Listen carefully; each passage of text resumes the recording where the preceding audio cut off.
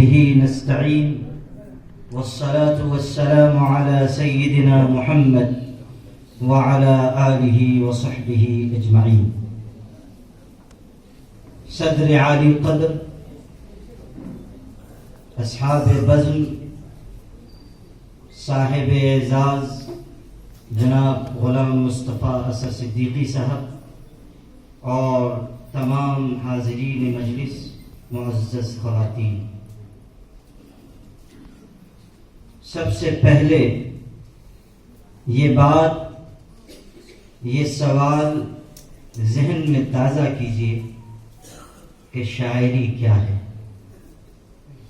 اور اگر چند جملوں میں اس کا جواب دیا جائے تو یہ کہا جا سکتا ہے کہ شاعری درد مند دل کی پکار ہے.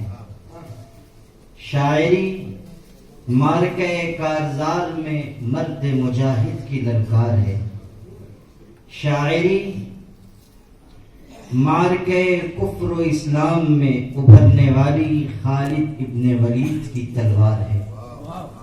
شاعری موسم سرما کی شب تاریک میں اترنے والی شبنم کی ہلکی پھوار ہے. شاعری شہپر جبریل کی آہٹ ہے. شاعری اترتی شام میں بڑھیا کی کٹیاں میں جلنے والے چراغ کی ضیا ہے.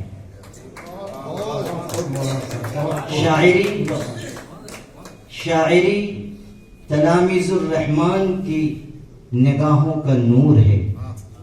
شاعری ارباب دل، اصحاب خرقہ کا کے دلوں کا سرور ہے. شاعری سرزمین طیبہ پر مسجد نبوی کی مقدس فضا میں منبر رسالت پر کہے جانے والے حسان ابن ثابت کے میٹھے بول ہیں.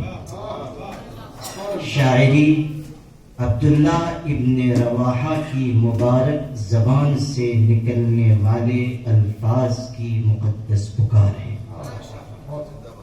شاعری اصحاب شوق کی آرزو ہے. شاعری ارباب ذوق کی تمنا ہے. شاعری گلے باز متشاعرین کا فنی اور شعری کمال نہیں ہے. شاعری چراغ دل جلا کر شاہراہ علم کو روشن کرنے والوں کا ہنر ہے.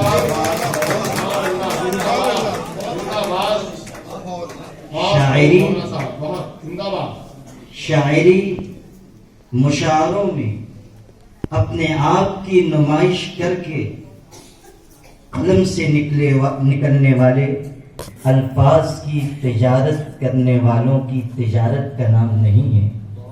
یہ علم و ادب کی آبرو کا نام ہے. اور جو لوگ شاعری کو اس تناظر میں دیکھتے ہیں وہ جانتے ہیں کہ غلام مصطفیٰ اثر صدیقی صاحب کی شاعری وہ اس دور میں جب کہ گلے باز شاعروں کی شہرت بام عروج کو پہنچی ہوئی ہے.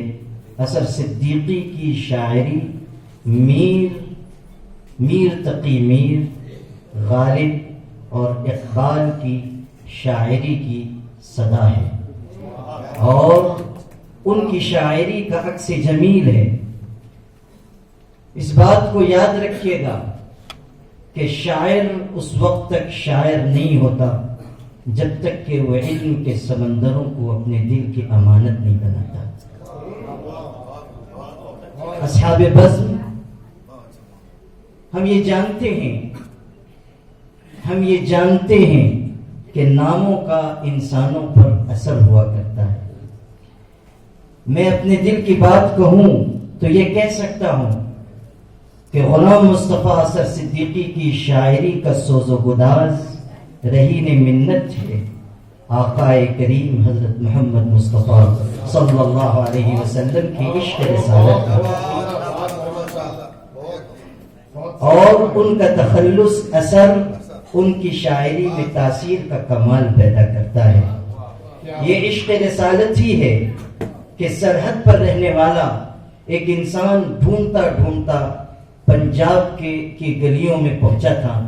اس نے کہا اقبال نام کا شخص کہاں رہتا ہے. نہ وہ جانتا تھا کہ اقبال شاعر اسلام ہے، نہ وہ یہ جانتا تھا کہ اقبال کا شاعرانہ کمال کیا ہے. لیکن جب وہ اقبال کی مجلس میں پہنچا تو اس نے کہا کہ اقبال، مجھے اس سال حج کی سعادت حاصل ہوئی اور حج سے فارغ ہو کر جب میں مدینہ طیبہ حاضر ہوا، ایک دن مسجد نبوی میں مجھ کو غنودگی آ گئی. میں نے آقا کریم کی زیارت کی. انہوں نے کہا کہ پنجاب کے لاہور کے رہنے والے اقبال کو ہمارا سلام پہنچا دینا. یہ سن کر علامہ اقبال اتنا روئے تھے کہ بے ہوش ہو گئے تھے، اور کئی دن تک ان کی زبان پر بس ایک جملہ تھا کہ آقا نے اپنے غلام کو یاد کیا ہے. کیا عجب کہ غلام مصطفیٰ اثر صدیقی کو بھی یہ سعادت حاصل ہوئی. غلام مصطفیٰ اثر صدیقی بہترین شاعر ہیں، بہترین ناظم ہیں، بہترین مقرر ہیں، بہترین اور شریف انسان ہیں. ان کی تقریر ایسی تقریر نہیں ہے جسے لوگ سنیں اور نظر انداز کر دیں. ان کی تقریر تو ایسی ہے کہ شگفت گل کا موسم بھی ایک حرف دلکش ہے، مگر کہاں تیرے انداز تکلم کی طرح.